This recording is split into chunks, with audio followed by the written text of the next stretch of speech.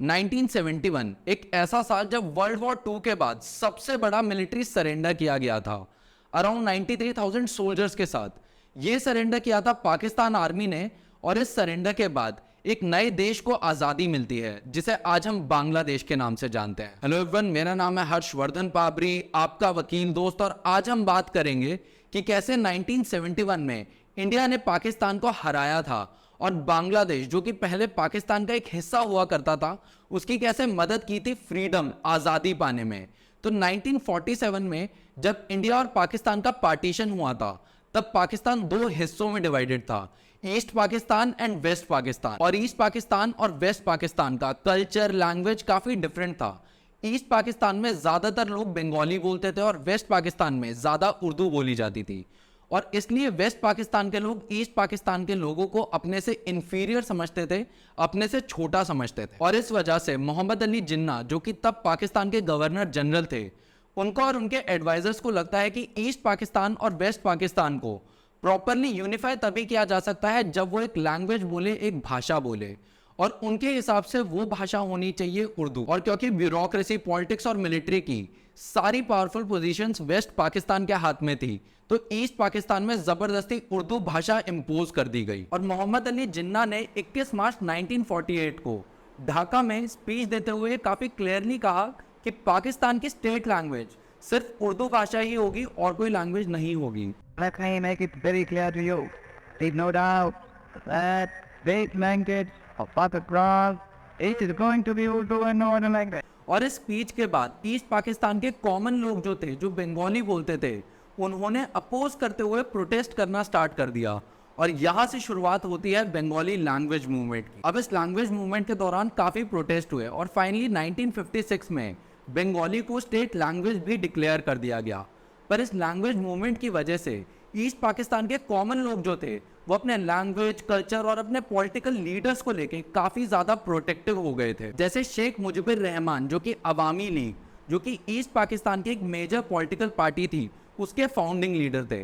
पर अभी भी ईस्ट पाकिस्तान की majority of powerful positions West Pakistan के लोगों के हाथ में होने की वजह से ईस्ट पाकिस्तान में काफ़ी सारे इंटरनल कॉन्फ्लिक्ट्स चल रहे थे। अब 1969 में जनरल याह्या खान पाकिस्तान के प्रेसिडेंट बनते हैं और प्रॉमिस करते हैं कि वो पाकिस्तान में पहले नेशन वाइड इलेक्शंस कंडक्ट करवाएंगे, और 1970 में ये इलेक्शन कंडक्ट भी करवाए जाते हैं। पर इसके रिजल्ट्स काफ़ी शॉकिंग होते हैं, क्योंकि शेख मुजीबुर रहमान, जो कि अवामी लीग, जो कि पाकिस्तान की एक मेजर पॉलिटिकल पार्टी थी, वो ये इलेक्शन जीत जाते हैं मेजॉरिटी के साथ। पर क्योंकि ये पार्टी ईस्ट पाकिस्तान की होती है और वेस्ट पाकिस्तान के पॉलिटिकल एलिट्स को इलेक्शन के रिजल्ट्स पसंद नहीं आते हैं, तो 1 मार्च 1971 को इन इलेक्शन के रिजल्ट्स को general Yahya Khan radio announcement के थ्रू खारिज करवा देते हैं, कैंसिल करवा देते हैं। अब ये सुनकर ईस्ट पाकिस्तान के कॉमन लोग, आम जनता और शेख मुजीबुर रहमान काफ़ी नाराज़ होते हैं। लोग सड़कों पर आके आज़ादी के नारे लगाते हैं, और 25 मार्च 1971 को शेख मुजीबुर रहमान अरेस्ट होने से पहले एक स्पीच देते हैं, जिसमें वो ईस्ट पाकिस्तान को एक नया देश डिक्लेयर कर देते हैं, जिसका नाम होगा बांग्लादेश। इस डिक्लेरेशन को ट्रांसमीटर के थ्रू ट्रांसमिट किया गया था, और ट्रांसमिट होने में मिडनाइट क्रॉस हो चुकी थी, इसलिए बांग्लादेश का इंडिपेंडेंस डे 26 मार्च को मनाया जाता है, और यहाँ से स्टार्ट होता है बांग्लादेश लिबरेशन मूवमेंट। अब ये बात पाकिस्तान को बिल्कुल पसंद नहीं आती है, और वो 25 मार्च 1971 को ही शेख मुजीबुर रहमान को अरेस्ट करके पाकिस्तान ले जाते हैं, और बांग्लादेश में ऑपरेशन सर्च लाइट लॉन्च कर देते हैं। और इस ऑपरेशन सर्च लाइट के through Pakistan army majorly Bengalis और हिंदूज को टारगेट करके उन्हें जान से मारना स्टार्ट कर देती है। पर शेख मुजीबुर रहमान को इलीगल तरीके से अरेस्ट करने की वजह से और ऑपरेशन सर्च लाइट की एट्रॉसिटीज़ की वजह से बांग्लादेश में एक फोर्स तैयार हो गई थी, जिसका नाम था मुक्ति बाहिनी। और मुक्ति बाहिनी ने प्रोटेस्ट करना स्टार्ट कर दिया था। पर जब मुक्ति बाहिनी ने प्रोटेस्ट किया, तो पाकिस्तान ने अपनी और आर्मी भेज के बांग्लादेश के अराउंड 30 लाख लोगों को जान से मार दिया, और अराउंड 4 लाख हिंदू और बांग्लादेशी महिलाओं का रेप किया गया, जिसमें छोटी बच्चियां भी शामिल थी। इनफैक्ट पाकिस्तान के रिलीजियस लीडर्स ने इस जीनोसाइडल रेप को वॉर बूटी का नाम दिया, मतलब युद्ध में जीती हुई संपत्ति जिसके साथ कुछ भी करना गलत नहीं है। बांग्लादेश में पाकिस्तान आर्मी ने इस हद तक एट्रॉसिटीज़ करी, रेप करे, मर्डर करे, कि अप्रैल 1971 तक बांग्लादेश से अराउंड 10 लाख लोग भागकर इंडिया आ गए। उस टाइम इंडिया की प्राइम मिनिस्टर थी इंदिरा गांधी, और उनको ये समझ आ गया था कि अगर बांग्लादेशियों को पाकिस्तान आर्मी से बचाना है तो इंडिया को वॉर करना ही पड़ेगा। और उन्होंने इमीडिएटली जनरल सैम मैनेक्शॉ को कांटेक्ट किया और बांग्लादेश में प्रेजेंट पाकिस्तान आर्मी के साथ वॉर करने के लिए कहा। पर उस समय पे जनरल सैम मैनेक्शॉ ने वॉर करने के लिए मना कर दिया, क्योंकि अप्रैल का महीना था, बांग्लादेश की तरफ बारिश बहुत ज़्यादा होती है। दूसरा रीज़न था कि हिमालयन पास क्लियर होने की वजह से पाकिस्तान और चाइना इंडिया पे इजीली अटैक कर सकती थी। तो जनरल सैम मैनेक्शॉ ने प्राइम मिनिस्टर इंदिरा गांधी को विंटर्स तक वेट करने के लिए कहा, ताकि वेदर कंडीशंस इंडिया के फेवर में आ जाए।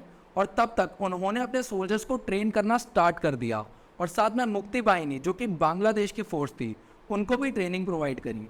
और इसी के साथ में सोवियत यूनियन के साथ एक पीस ट्रीटी भी साइन कर ली। इंडियन आर्मी की स्ट्रैटेजी थी कि वो बांग्लादेश में पाकिस्तान की आर्मी पे अटैक करेंगे और पाकिस्तान की तरफ डिफेंसिव रहेंगे। अब पाकिस्तान को ऐसा लगता है कि इंडिया अपनी मिलिट्री को भेज के बांग्लादेश को पाकिस्तान से आज़ादी दिलाने के लिए बांग्लादेश की मदद कर सकता है, तो क्यों ना इंडिया पे ही पहले अटैक कर दिया जाए। और पाकिस्तान इंडिया पे एग्जैक्टली तब अटैक करती है जब इंडिया वॉर के लिए फुली प्रिपेयर्ड होती है। 3 दिसंबर 1971 पाकिस्तान ऑपरेशन चेंगिस खान लॉन्च करती है और इंडिया की 11 एयरफील्ड्स पर अटैक कर देती है, इस प्लानिंग के साथ कि एयरफील्ड्स पर अटैक करके वो इंडियन एयरफोर्स को वॉर में आगे इनफेक्टिव बना देगी। पर ऐसा कुछ होता नहीं है, क्योंकि एयरफील्ड्स को काफ़ी माइनर डैमेज होता है और एक भी इंडियन सोल्जर की जान नहीं जाती है। और क्योंकि इंडिया वेस्ट पाकिस्तान की तरफ से डिफेंस कर रही होती है, अटैक भी नहीं कर रही होती, तो पाकिस्तान एक दूसरी स्ट्रैटेजी बनाता है कि राजस्थान के जैसलमेर डिस्ट्रिक्ट में एक जगह है लोंगेवाला, उधर पंजाब की 23rd रेजिमेंट सिर्फ 120 सोल्जर्स के साथ तैनात है, डिप्लॉयड है मेजर कुलदीप सिंह चांदपुरिया के अंडर। तो पाकिस्तान आर्मी का मानना था कि लोंगेवाला आउटपोस्ट पे इजीली अटैक करके जैसलमेर तक पहुंचा जा सकता है। और 4 दिसंबर 1971 की रात को Pakistan army 4000 soldiers, minimum 40 tanks, artilleries और काफ़ी सारे वेपन्स के साथ लोंगेवाला आउटपोस्ट पर अटैक कर देती है, जिसे आज हम बैटल ऑफ लोंगेवाला के नाम से जानते हैं। अब मेजर कुलदीप सिंह चांदपुरिया के पास 2 ऑप्शंस होते हैं, या तो स्ट्रैटेजिक रिट्रीट करना, मतलब स्ट्रैटेजी के साथ पीछे हट जाना, या फिर वॉर करना, लड़ना। और अगर आपने बॉर्डर मूवी देखी है तो मेजर कुलदीप सिंह चांदपुरिया का रोल उसमें सनी देओल ने प्ले किया था। तो मेजर कुलदीप सिंह चांदपुरिया लड़ना चूज करते हैं, वॉर करना चूज करते हैं, क्योंकि मेजर साहब को पता था कि अगर वो सुबह तक पाकिस्तान आर्मी को होल्ड कर लेंगे, रोक लेंगे, तो सुबह इंडियन आर्मी भी आ जाएगी और इंडियन एयरफोर्स भी आ जाएगी, क्योंकि उस समय प्लेन्स में नाइट विजन की टेक्नोलॉजी नहीं हुआ करती थी। तो मेजर कुलदीप सिंह चांदपुरिया ने जिधर से पाकिस्तान आर्मी अपने टैंक्स लेकर आ रही थी उधर 3 माइंस लगा दी, क्योंकि उस समय उनके पास सिर्फ 3 माइंस ही अवेलेबल थी। और माइंस आर्मी यूज़ करती है टैंक्स को ब्लास्ट करने के लिए, क्योंकि जब टैंक माइन के ऊपर से निकलता है तो वो ब्लास्ट हो जाता है और डिस्ट्रॉय हो जाता है। और उन असली माइंस के पीछे मेजर कुलदीप सिंह चांदपुरिया ने स्टील के टिफिन बॉक्स से रखवा दिए डमी माइंस की तरह। और जब पाकिस्तान आर्मी अपने टैंक्स को लेकर उन असली माइंस के ऊपर से निकली तो उनके टैंक्स ब्लास्ट कर गए। और इस डर की वजह से कि आगे भी और माइंस इंस्टॉल्ड है, उन्होंने अपने टैंक्स को वहीं पे रोक दिया। और पाकिस्तान आर्मी के इंजीनियर्स ने इन नकली माइंस को, मतलब स्टील के टिफिन बॉक्सेस को हटाने में रात भर से भी ज़्यादा लगा दिया। और जब पाकिस्तान आर्मी ने फाइनली रियलाइज़ किया कि ये नकली माइंस है, ये असली माइंस नहीं है, और वो अटैक करने के लिए आगे बढ़े, तो लोंगेवाला एक डेजर्ट एरिया है और मेजर कुलदीप सिंह चांदपुरिया ने चारों तरफ फॉक्स होल्स करवा रखे थे, मतलब गड्ढे करवा रखे थे। और उन गड्ढों से इंडियन आर्मी के सोल्जर्स ने रात भर पाकिस्तान आर्मी पे फायरिंग करी अलग अलग डायरेक्शन से। और अगले दिन दोपहर से पहले इंडियन एयरफोर्स अपने हॉकर हंटर एयरक्राफ्ट के साथ बचे हुए पाकिस्तान आर्मी के टैंक्स को ब्लास्ट करना स्टार्ट करती है। और लगभग 36 टैंक्स, 500 के आसपास व्हीकल्स और 200 सोल्जर्स को खोने के बाद पाकिस्तान आर्मी को समझ आता है कि लोंगेवाला आउटपोस्ट पर अटैक करना एक गलत डिसीजन था। और पाकिस्तान आर्मी लोंगेवाला आउटपोस्ट से रिट्रीट करना स्टार्ट करती है, मतलब भागना स्टार्ट करती है। अब 5 दिसंबर 1971 को इंडियन नेवी ने ऑपरेशन ट्राइडेंट लॉन्च किया और कराची पोर्ट पे अटैक कर दिया और कराची पोर्ट को पूरी तरीके से डिस्ट्रॉय कर दिया। मीनवाइल बांग्लादेश में बांग्लादेश की आर्मी मुक्ति बाहिनी पाकिस्तान आर्मी को मार रही थी, उन पर भारी पड़ रही थी। और बांग्लादेश की फोर्स मुक्ति बाहिनी की मदद कर रही थी Indian navy, particularly INS Vikrant. INS Vikrant उस टाइम का इंडियन नेवी का एक बहुत ही मैजेस्टिक शिप था। INS विक्रांत इतना बड़ा था कि उसके ऊपर ही एयरक्राफ्ट कैरियर था, मतलब इंडियन एयरफोर्स अपने प्लेन्स को INS विक्रांत के ऊपर से ही टेक ऑफ कर सकती थी। INS विक्रांत के थ्रू इंडियन नेवी और इंडियन एयरफोर्स ने मिलकर बे ऑफ बंगाल से बांग्लादेश की फोर्स मुक्ति बाहिनी और जो इंडियन आर्मी बांग्लादेश में मुक्ति बाहिनी की मदद कर रही थी पाकिस्तान आर्मी से लड़ने के लिए, उनको फूड सप्लाईज और सोल्जर्स और ज़रूरत की बाकी सारी चीज़ें सप्लाई कर रहे थे। इनफैक्ट आईएनएस विक्रांत ने ईस्ट पाकिस्तान मतलब बांग्लादेश का जो पाकिस्तान का मेन नेवी बेस था जिसका नाम था चटगांव पोर्ट, उसको भी कंप्लीटली डिस्ट्रॉय कर दिया था। तो मतलब इंडियन नेवी ने वेस्ट पाकिस्तान में कराची पोर्ट को डिस्ट्रॉय कर दिया था और ईस्ट पाकिस्तान मतलब बांग्लादेश में जो पाकिस्तान का मेन नेवी बेस था जिसका नाम था चटगांव पोर्ट, उसे भी कंप्लीटली डिस्ट्रॉय कर दिया था। और अब पाकिस्तान की मिलिट्री कैसे भी करके आईएनएस विक्रांत को मारना चाहती थी, उसे डिस्ट्रॉय करना चाहती थी, क्योंकि पाकिस्तान के पास सिर्फ सी रूट ही था। बांग्लादेश में जो पाकिस्तान आर्मी के सोल्जर्स लड़ रहे थे उनको फूड सप्लाईज और सोल्जर्स और ज़रूरत की बाकी सारी चीज़ें सप्लाई करने के लिए, क्योंकि बाय रोड और बाय एयर इंडिया पाकिस्तान को अपनी खुद की टेरिटरी पे भी प्रॉपर्ली फंक्शन नहीं करने दे रहा था। तो इंडियन टेरिटरी पे से बाय रोड या बाय एयर जा पाना नेक्स्ट टू इम्पॉसिबल था। तो आईएनएस विक्रांत को मारने के लिए पाकिस्तान पीएनएस गाजी को भेजता है, जो कि उस टाइम की एक बहुत ही सोफिस्टिकेटेड सबमरीन थी जो कि पाकिस्तान ने यूएसए से लीज पे ली थी।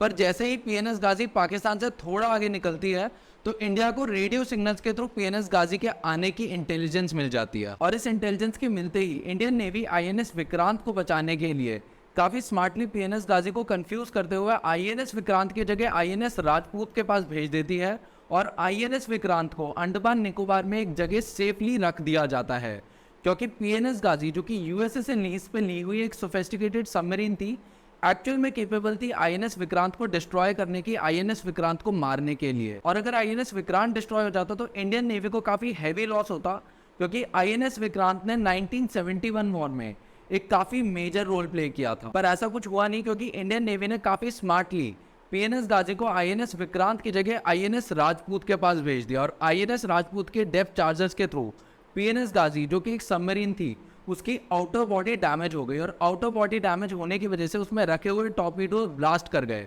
और उस टॉर्पीडोज के ब्लास्ट करने की वजह से पीएनएस गाजी कंप्लीटली डिस्ट्रॉय हो गई। अब आप सोच रहे होंगे कि आईएनएस राजपूत ने डेप्थ चार्जर्स के थ्रू पीएनएस गाजी की आउटर बॉडी कैसे डैमेज कर दी।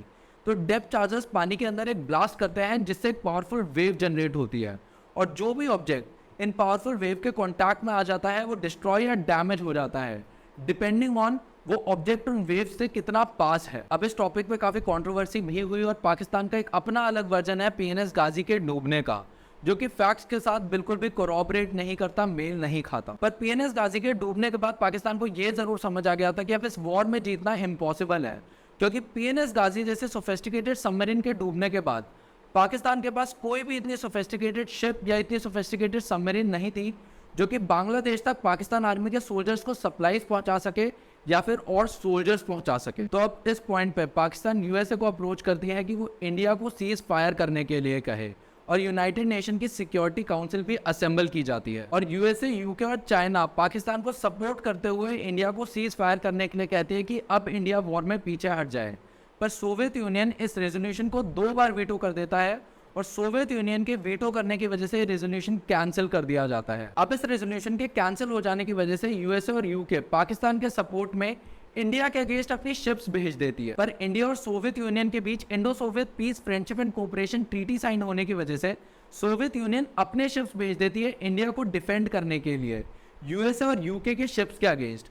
सोवियत यूनियन अपने न्यूक्लियर शिप्स और न्यूक्लियर सबमरीन्स भेजती है, जिसकी वजह से यूएसए और यूके को पीछे हटना पड़ता है, रिट्रीट करना पड़ता है। 6 दिसंबर 1971 भूटान पहला देश बनता है बांग्लादेश को रिकॉग्नाइज करने वाला और इसी दिन इंडिया भी बांग्लादेश को रिकॉग्नाइज कर लेता है। और 12 दिसंबर 1971 तक पाकिस्तान को क्लियरली समझ आ जाता है कि अब वो ये वॉर नहीं जीत सकती। इसलिए पाकिस्तान के डिप्टी प्राइम मिनिस्टर और foreign minister Zulfikar Ali Bhutto immediately USA जाते हैं इंडिया के अगेंस्ट सीज फायर के केस का प्रपोजल लेके। पर इस सीज फायर के केस के प्रपोजल को फाइनलाइज होने में 4 दिन लग जाते हैं, जब तक काफी लेट हो जाता है और जुल्फिकार अली भुट्टो यूनाइटेड नेशन की सिक्योरिटी काउंसिल को बीच में छोड़ के चले जाते हैं, कुछ इस तरह। Why should I waste my time here in the Security Council? I'm going. क्योंकि तब तक इंडिया के लेफ्टिनेंट जनरल निर्मलजीत सिंह अरोड़ा पाकिस्तान के lieutenant general Amir Abdullah Khan Niazi को 30 मिनट देते हैं सरेंडर करने के लिए, इस प्रॉमिस के साथ कि अगर पाकिस्तान सरेंडर कर देता है तो पाकिस्तान आर्मी के अगेंस्ट हमला वहीं पे रोक दिया जाएगा और पाकिस्तान सोल्जर्स को नहीं मारा जाएगा। 16 दिसंबर 1971 पाकिस्तान के lieutenant general Amir Abdullah Khan Niazi Bangladesh के ढाका रेस कोर्स में इंस्ट्रूमेंट ऑफ सरेंडर साइन करते हैं और 93,000 पाकिस्तानी सोल्जर्स के साथ इंडिया के सामने सरेंडर कर देते हैं, जो कि वर्ल्ड वॉर 2 के बाद किए जाने वाला सबसे बड़ा मिलिट्री सरेंडर है। 16 दिसंबर 1971 को ही बांग्लादेश को आज़ादी मिलती है और हर साल 16 दिसंबर को इंडिया पाकिस्तान के अगेंस्ट 1971 वॉर में जीत की खुशी मनाता है और अपने सोल्जर्स के सैक्रिफाइस को याद करते हुए विजय दिवस भी मनाया जाता है। नेक्स्ट ईयर 2 जुलाई 1972 को शिमला एग्रीमेंट साइन किया जाता है इंडिया और पाकिस्तान के बीच में। शिमला एग्रीमेंट के तहत पाकिस्तान बांग्लादेश को as an independent country accept करती है और इसके बदले में इंडिया पाकिस्तान को उनके 93,000 सोल्जर्स जिन्होंने सरेंडर किया था वो वापस करती है अगले 5 महीने में। और इसी के साथ में जो 13,000 स्क्वायर किलोमीटर जमीन इंडियन मिलिट्री पाकिस्तान की कब्जा लेती है वो भी इंडिया पाकिस्तान को वापस कर देती है। और 1974 में यूनाइटेड नेशंस भी बांग्लादेश को as an independent country recognise कर लेता है। और ये था इंडिया पाकिस्तान वॉर का एक ब्रीफ डिस्कशन। इस वीडियो को यहाँ तक देखने के लिए और अपनी हिस्ट्री से जुड़े रहने के लिए thank you so much. This is your वकील दोस्त साइनिंग ऑफ। जय हिंद।